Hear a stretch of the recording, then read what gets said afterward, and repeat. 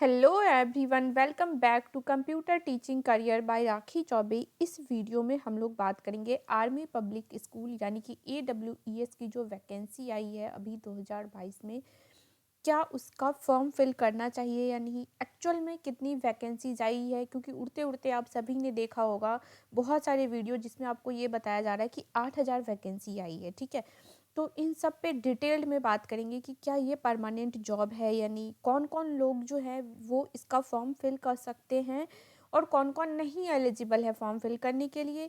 और यदि सारी चीज़ों के बारे में जानकारी देखने के बाद यदि आपने ये डिसाइड कर लिया कि आपको फॉर्म फिल करना है, तो फिर इसके बाद हम लोग तैयारी इसकी कहाँ से करेंगे और कैसे करेंगे। क्या हमें इसकी प्रिपरेशन करने के लिए भारी भरकम जो कोचिंग क्लासेस हैं या फिर 2,000-4,000 के हमें कोर्स परचेज करने की ज़रूरत है या नहीं, या फिर क्या हम लोग फ्री में इसकी तैयारी कर सकते हैं। ठीक है, तो डिटेल्ड में पॉइंट टू पॉइंट बात करेंगे, हर एक एक छोटे से छोटे और बड़े से बड़े पॉइंट को कवर करेंगे। सिर्फ आपसे ये रिक्वेस्ट है कि आप एंड तक सारी चीज़ों को देखें और लास्ट में खुद आप जज कर पाओगे अपने आप को, एक सटीक डिसीजन पे पहुंच पाए कि ये आपके लिए बेटर है या नहीं, क्या इसमें अप्लाई करें या फिर ना करें। तो चलिए वीडियो स्टार्ट करते हैं। आप सभी को पता है ये जो AWES है ये क्या है। पहले एक बार आप लोग ये समझ लें, क्योंकि आप सभी को पता हो केंद्रीय विद्यालय है ना, केंद्रीय विद्यालय से सभी लोग क्या है अवेयर है। ठीक है, तो मान लेते हैं हम लोग क्या है एक केंद्रीय विद्यालय का स्कूल है और ये जो आपने देखा है अभी AWES ये क्या है। ठीक है, दोनों में आपको अंतर समझाती हूँ ताकि आप क्लियर हो जाओ कि एक्चुअल में ये है क्या AWES। देखिए, यदि आपको आर्मी पब्लिक स्कूल, ठीक है, कौन सा आर्मी पब्लिक स्कूल में आपको टीचर बनना है, तो जिस तरीके से केंद्रीय विद्यालय स्कूल में टीचर बनना होता है तो उसका एग्जाम कौन कंडक्ट करवाता है, KBS। तो आर्मी पब्लिक स्कूल में यदि आपको टीचर बनना है तो इसका एग्जाम कौन कंडक्ट करवाता है, AWES। ठीक है, इसको कहते हैं आर्मी वेलफेयर एजुकेशन सोसाइटी, यानी कि आर्मी पब्लिक स्कूल में टीचर बनने के लिए जो एग्जाम कंडक्ट करवाता है वो कौन कंडक्ट करवाता है, AWES। यहीं से वैकेंसीज आती है। ठीक है, तो ये चीज़ क्लियर हो गया कि AWES जो है वो क्या है। ठीक है, अब देखो जब भी वैकेंसीज आती है ना, इसमें वैकेंसीज कैसे आती है, अगर केवी की बात करें तो केंद्रीय विद्यालय में क्या होता है, मान लो कि बहुत सारे टीचर अपॉइंटेड हैं। ठीक है, अब उनमें से कुछ छोड़ के चले गए तो वहां से वैकेंसीज निकल के आती है। अब मान लो इस साल क्या है 5,000 वैकेंसीज आ गई, मान लो आप टोटल वैकेंसी जो है कितनी आ गई, 5,000 आ गई। तो भाई KBS ने एक नोटिफिकेशन निकाल दिया कि 5,000 की वैकेंसीज है, इस पोस्ट के लिए इतना खाली है, इतने तारीख को एग्जाम हो रहा है। ठीक है, आपका रिटर्न एग्जाम हो गया। इसके बाद क्या होता है, जो लोग शॉर्ट लिस्टेड इसमें कट ऑफ क्लियर कर लिए तो आपका क्या होगा, फिर इंटरव्यू होगा। और यदि आपने इंटरव्यू में भी क्लियर कर लिया तो क्या होता है, एक लिस्ट आ जाती है, बाई मेरिट लिस्ट आ जाती है और इसमें जो लोग भी शॉर्ट लिस्टेड हैं उनको एक साथ 5,000 लोगों को जॉब मिल जाती है यहाँ पे, है ना। ये चीज़ है केंद्रीय विद्यालय का प्रोसेस, ये आप सभी अवेयर होंगे, इससे केंद्रीय विद्यालय में ऐसा हो गया। बट आर्मी पब्लिक स्कूल में क्या होता है, देखो AWES ने मान लो वैकेंसी निकाली, इसने ये अभी एग्जाम लेगा आपसे, जो एग्जाम लेगा ये इसको क्या कहते हैं, स्क्रीनिंग, है ना। आप सभी ने सुना होगा कि अभी स्क्रीनिंग का एग्जाम होगा।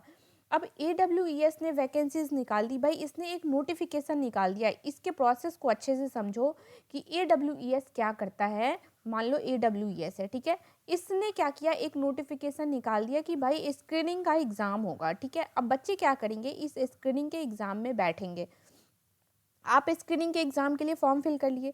अब स्क्रीनिंग का एग्जाम जब हो जाता है तो ये क्या करता है, एक सर्टिफिकेट दे देता है। ठीक है, जिसको ये लोग अपनी भाषा में क्या कहते हैं, CSB स्कोर कार्ड कहते हैं। ठीक है, ये लोग अपनी भाषा में इसे क्या कहते हैं, CSB स्कोर कार्ड कहते हैं। एक तरीके से जैसे KVS में फॉर्म फिल करने के लिए आपको सीटेट क्या है, मैंडेटरी होता है ना, कि आपको सीटेट पास करना है, तभी मतलब सीटेट का सर्टिफिकेट होना चाहिए, तब आप केंद्रीय विद्यालय में अप्लाई कर सकते हैं।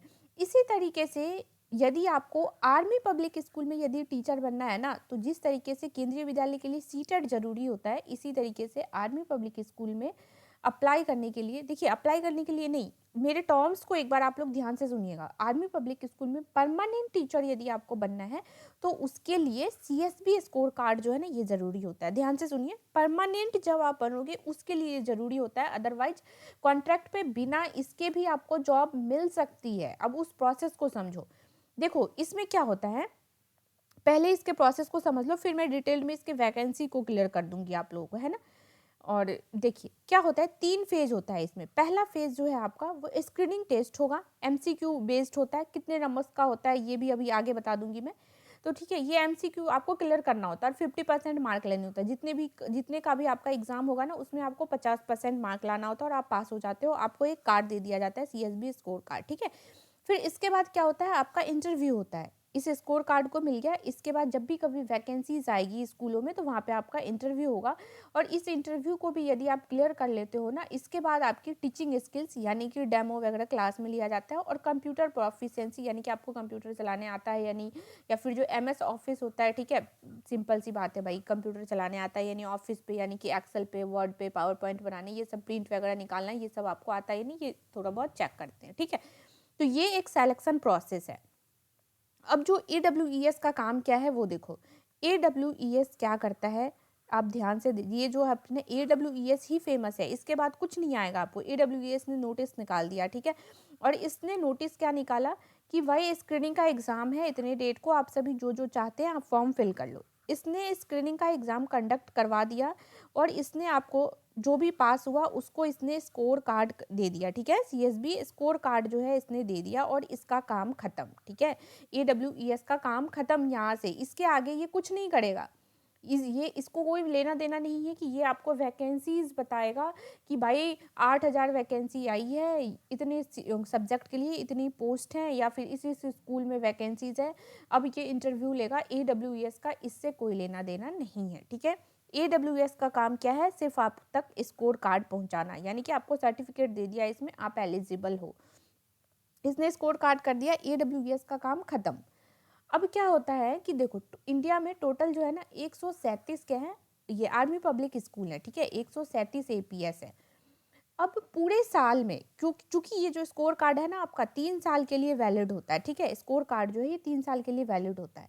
तो आपके आर्मी पब्लिक स्कूल में मान लो इस महीने क्या हो गया, दिल्ली वाले रीजन में, वैसे दिल्ली में 3-4 है, तो मान लो दिल्ली के किसी एक स्कूल में क्या है, वैकेंसीज आई है, ठीक है।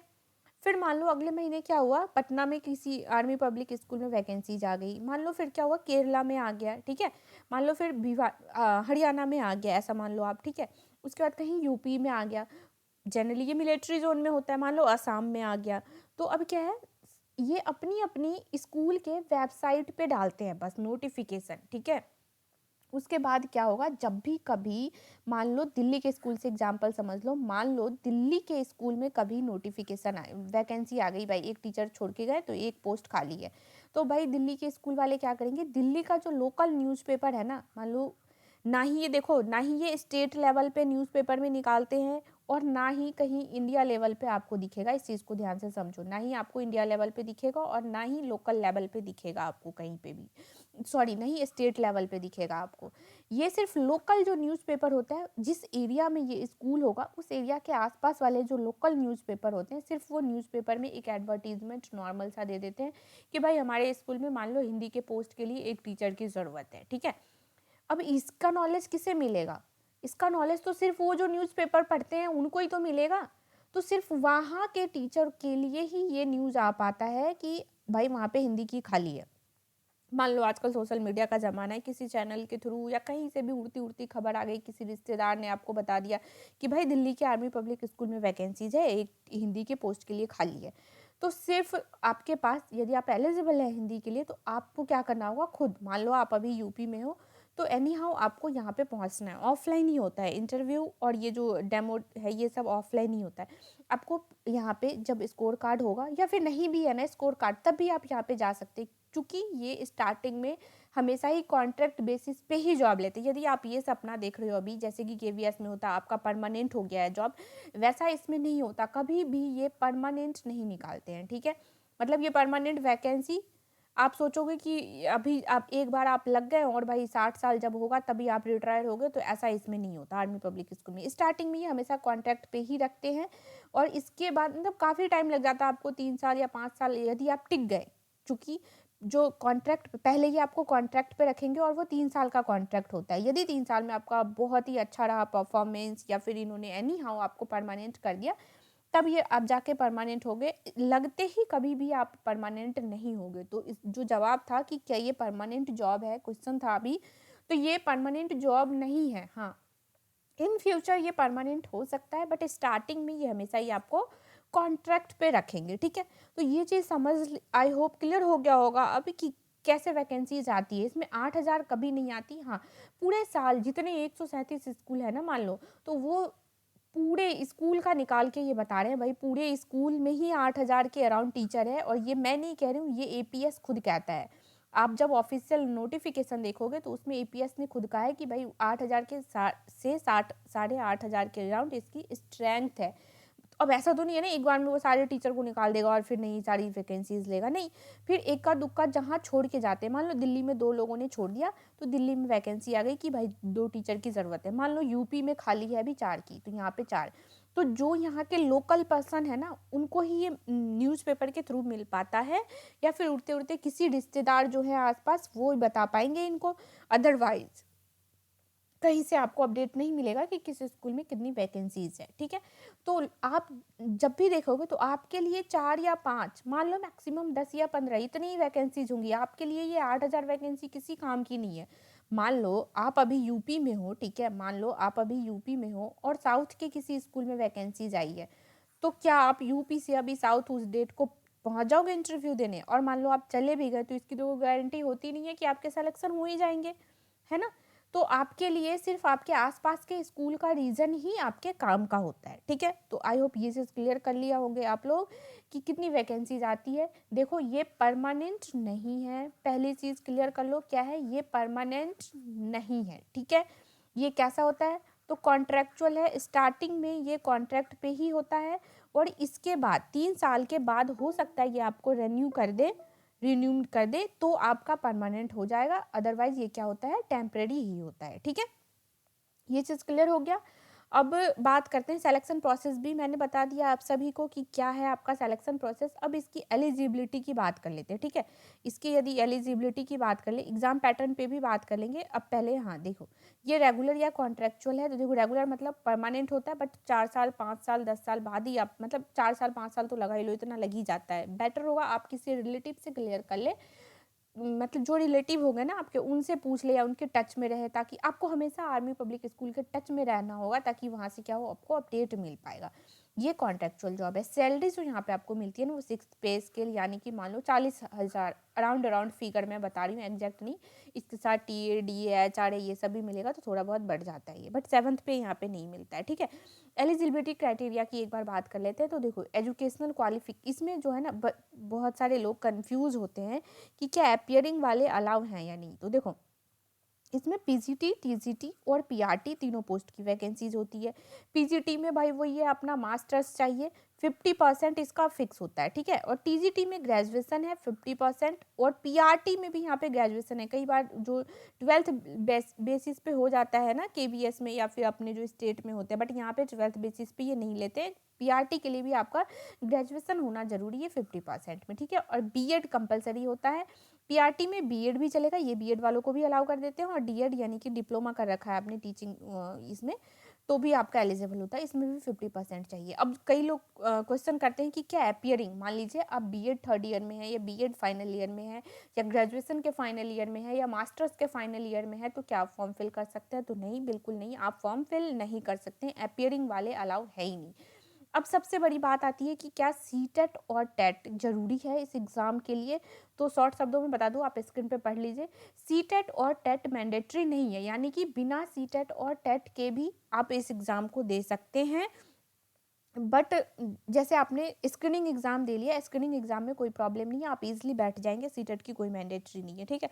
हाँ, जब आपका इंटरव्यू क्लियर हो गया, मान लो आपका सिलेक्शन हो गया, रिक्रूट हो गए, और वहाँ पे यदि आपके पास सीटेट का कार्ड नहीं होता है तो तब भी वो आपको हायर तो तब भी कर लेंगे, ठीक है। बट वहाँ पे आप एडॉक हो गए नेचर में, यानी कि टेम्परेरी बेस पे हो गए, कॉन्ट्रैक्ट बेस पे हो गए, ठीक है।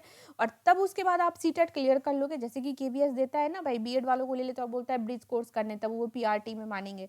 तो इसी तरीके से इसने भी ये माना है कि तब भी वो टाइम देते हैं आपको कि भाई आप सीटेट कर लो। तो परमानेंट होने के लिए सीटेट की जरूरत है, अदरवाइज सीटेट का कोई रोल नहीं है यहाँ पे। अपना एक सीएसबी स्कोर कार्ड है। हाँ, एक और कंफ्यूजन है, मैं बता दूं कि यदि मान लो क्या सीएसबी स्कोर कार्ड नहीं है तो भी आप टीचर नहीं बन सकते एपीएस में। तो भाई आप तब भी बन सकते हो, कॉन्ट्रैक्ट बेसिस पे, बट रेयरली केस में। देखो एपीएस जितनी वैकेंसीज निकालती है ना इस स्कूल की, तो मतलब 80% केस में ये जितनी वैकेंसीज निकालते हैं आर्मी पब्लिक स्कूल, तो ये मांगते ही है स्कोर कार्ड पहले ही, ठीक है, इंटरव्यू में बैठने के लिए ही। कुछ एक स्कूल है जो नहीं भी मांगते हैं, तो नहीं भी होने के कारण भी हो सकते हैं, डिपेंड करता है आपके लक पे, ठीक है। एजुकेशनल क्वालिफिकेशन हमने कवर कर लिया। एज लिमिट की बात करें तो यहाँ पे 40 ईयर जो है ना वो मैक्सिमम एज लिमिट है। 40 ईयर से 40 ईयर तक हो तो आप आराम से फॉर्म फिल कर सकते हैं। एक्सपीरियंस का क्या कोई रिवार्ड यानी कि कोई बोनस मिलता है? तो देखिए, यदि आपके पास एक्सपीरियंस 5 साल से 10 साल तक का है तब आपको एज रिलैक्सेशन मिल जाएगा। 57 ईयर्स तक आप अप्लाई कर सकते हैं, बाकी और कोई उसका बेनिफिट नहीं होता है, ठीक है। अब चलो, जो सबसे इम्पोर्टेंट है उसको कवर अप कर लेते हैं अपन। उसको कवर कर लेते हैं। वो क्या है सबसे इम्पोर्टेंट यहाँ पे पास होने के लिए? हाँ, जो सबसे ज़रूरी है ना वो देखो क्या है। लोग सोचते हैं कि क्या ये एग्ज़ाम जो है वो सिर्फ इंग्लिश मीडियम में होता है या फिर हिंदी मीडियम में भी होता है, ठीक है। तो ये एग्ज़ाम सिर्फ इंग्लिश मीडियम में होता है। ये एक हिंदी मीडियम वालों के लिए लॉस है कि ये एग्ज़ाम जो है ना हिंदी में नहीं होता है। हिंदी में किस केस में होगा? यदि आपने टीजीटी या फिर पीजीटी हिंदी के लिए यदि अप्लाई किया है ना, ठीक है। अब सब आपका सब्जेक्ट ही हिंदी में है तो वो आपसे इंग्लिश में क्या ही पूछेगा? हाँ, हिंदी और इसके साथ संस्कृत। यदि आपने हिंदी या संस्कृत में अप्लाई किया है तब आपका एग्ज़ाम तो हिंदी में होगा, ठीक है, इस केस में। अदरवाइज ये एग्ज़ाम सिर्फ और सिर्फ इंग्लिश में होता है, हिंदी में ये एग्ज़ाम नहीं होता है, ठीक है। डन। अब एक जो सबसे इम्पोर्टेंट चीज़ है कि इस एग्ज़ाम को पास करने के लिए आपको कितने मार्क्स की ज़रूरत होती है, ठीक है। तो मैं आपको बता दूं, देखो ये एग्ज़ाम जो है ना पीआरटी के लिए क्या होता है, सिर्फ 80 मार्क का होता है। पहले ये एग्ज़ाम क्या होता था, 90 का होता था, बट ये पहले होता था। अब इस बार पैटर्न चेंज हो गया है, 80 मार्क्स का आपका एग्ज़ाम होगा। और यदि बात करें टीजीटी और पीजीटी की तो आपका एग्ज़ाम जो है वो 200 मार्क्स का होगा, ठीक है। पीआरटी के लिए 80 नंबर का है सिर्फ, और टीजीटी और पीजीटी के लिए 200 मार्क्स का है। अब इसका जो पेपर पैटर्न है वो कैसा होता है, देखो कितने मार्क्स चाहिए आपको पास होने के लिए, तो 50% मार्क्स जो है ना आपको लाना ज़रूरी है। जो भी यदि आपने पीआरटी में अप्लाई किया है तो देखो 80 को ही लोग 100 कंसीडर करेंगे और 100 का 50% निकालेंगे, तो यानी 40 से कम थोड़ा सा ले लो। मतलब 50% मार्क्स जो है ना आपका होना चाहिए नॉर्मलाइजेशन के बाद, तो आप पास हो जाओगे। 200 है तो 100 के से थोड़ा सा कम ले लो, यानी इसमें भी 50% आपका जो है ना वो होना चाहिए इसमें पास होने के लिए, यानी कि स्कोर कार्ड के लिए। ओके, ये चीज़ क्लियर हो गया। अब बात कर लेते हैं इसके एग्जाम पैटर्न की एक बार। सिलेबस क्या होता है जैसे आपका, ठीक है। तो देखो इसमें ना दो चीज़ आपने सुना होगा, पेपर ए और पेपर बी होता है, ठीक है। क्या होता है? पेपर ए होता है और पेपर बी होता है, ठीक है। अब देखो, यदि आपने पीआरटी के लिए अप्लाई किया है, यदि आपने पीआरटी के लिए अप्लाई किया है तो आपको सिर्फ पेपर ए देना है, ठीक है। और यदि आपने टीजीटी और पीजीटी के लिए अप्लाई किया है तो आपको ए प्लस बी दोनों ही देना है, समझ गए। पीआरटी के लिए अप्लाई किया है तो सिर्फ पेपर ए देना है, और टीजीटी और पीजीटी के लिए अप्लाई किया है आपने तो आपको ए प्लस बी यानी कि पेपर ए भी देना है और पेपर बी भी देना है। तो जब आपको ऐसा देना है तो आप पास कैसे होगे? देखो, पीआरटी में तो सिर्फ पेपर ए देंगे और टीजीटी पीजीटी वाले पेपर बी भी देंगे, तो पेपर ए भी देंगे और पेपर बी भी देंगे। जो पेपर बी होता है ना ये 180 मार्क्स का, सॉरी ये 120 मार्क्स का होता है, और पेपर ए जो है ना ये 80 मार्क्स का होता है। तो इसी दोनों को मिला के ये बन गया कितना, 200 मार्क्स, समझ गए। टीजीटी पीजीटी वालों को पेपर ए भी देना है और पेपर बी भी देना है। पेपर ए 80 मार्क्स का होता है और 1.5 घंटा का होता है, ठीक है। ये 90 मिनट का होता है, 1.5 घंटे का होता है।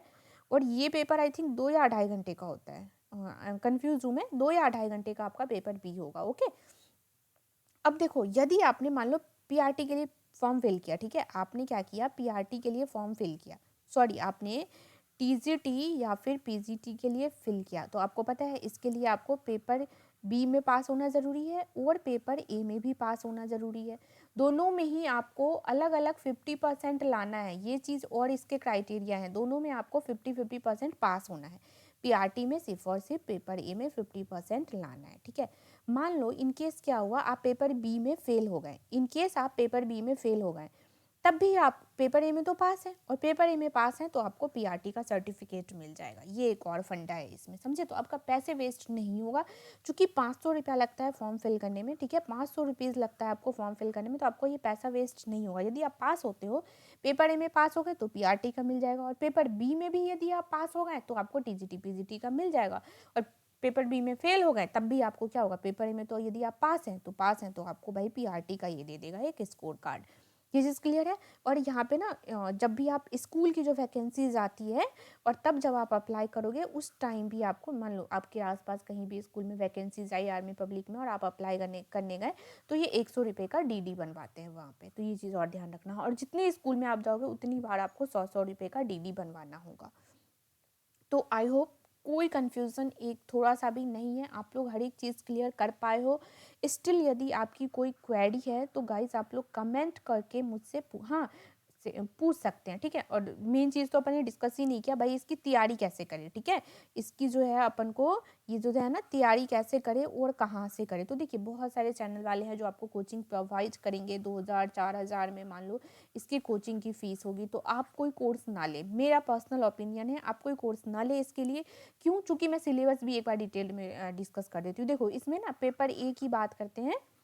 यदि इसमें पेपर ए की बात करेंगे अपन, तो देखो पेपर ए में क्या क्या आता है आपका। इंग्लिश आ जाएगा, कॉम्प्रिहेंसन आता है इंग्लिश से, रीजनिंग आ जाएगा आपका, ठीक है, और जीके आ जाएगा, करेंट अफेयर आ जाएगा। और जो भी आप जो बीएड में आपने ये किया है, क्या कहते हैं उसे, बीएड में आपने टीचिंग मैथडोलॉजी से, ठीक है, साइकोलॉजी कह लो आप, उस पोर्शन से साइकोलॉजी से आ जाएगा आपका, ठीक है। इंक्लूसिव एजुकेशन जो होता है उससे आ जाएगा। और इंक्लूसिव एजुकेशन के बाद यदि बात करें एनईपी, जो मोस्ट इंपॉर्टेंट है, अब सारे एग्जाम में सीटेट तक में आने लगे हैं, तो एनईपी जरूर कर ले, एनईपी से आ जाएगा, ठीक है।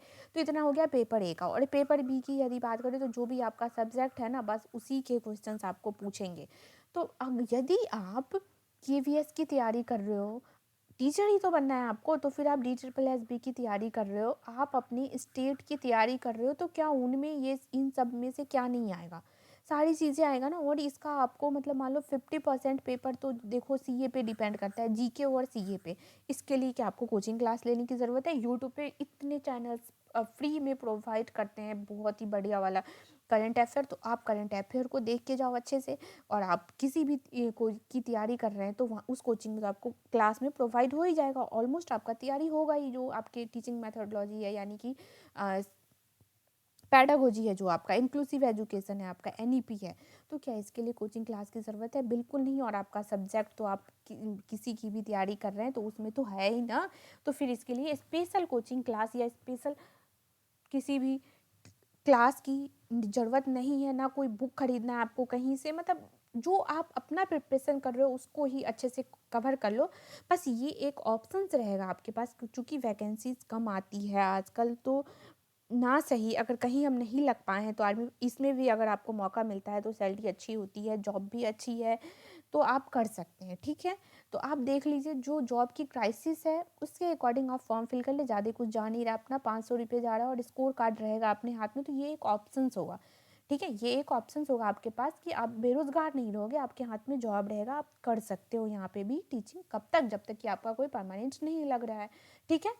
तो आई होप सारी चीज़ें क्वेरी क्लियर हो गया होगा। कोचिंग क्लासेस कहीं से या कोर्स खरीदने की ज़रूरत नहीं है, ऑनलाइन आप पढ़ाई कर सकते हैं। जो आप अपनी तैयारी कर रहे हैं उस तैयारी को कंटिन्यू रखें, ठीक है, उस तैयारी को कंटिन्यू रखें और उसमें ही आपका प्रिपरेशन हो जाएगा। कोई इसके लिए स्पेशल क्लास की ज़रूरत नहीं है, ठीक है। तो आई होप मैंने अपनी साइड से सारी क्वेरी क्लियर कर दी है। बट स्टिल यदि फिर भी आपके मन में कोई कन्फ्यूज़न है तो आप मुझे कमेंट करें, मैं कोशिश करूंगी आपके कमेंट का पूरी रिप्लाई कर पाऊँ या एक प्रॉपर वीडियो ही प्रोवाइड कर दूंगी। यदि आप इंडिया के अंदर कोई भी परमानेंट वैकेंसी आती है उससे रिलेटेड एक ऑथेंटिक अपडेट चाहते हैं सिर्फ और सिर्फ टीचर के लिए, देखिए मैं हमारा जो चैनल है वो सिर्फ और सिर्फ टीचिंग एग्जाम को डेडिकेटेड करता है। तो यदि आप टीचर बनना चाहते हैं तो आप जुड़े रह सकते हैं हमारे साथ। Thank you.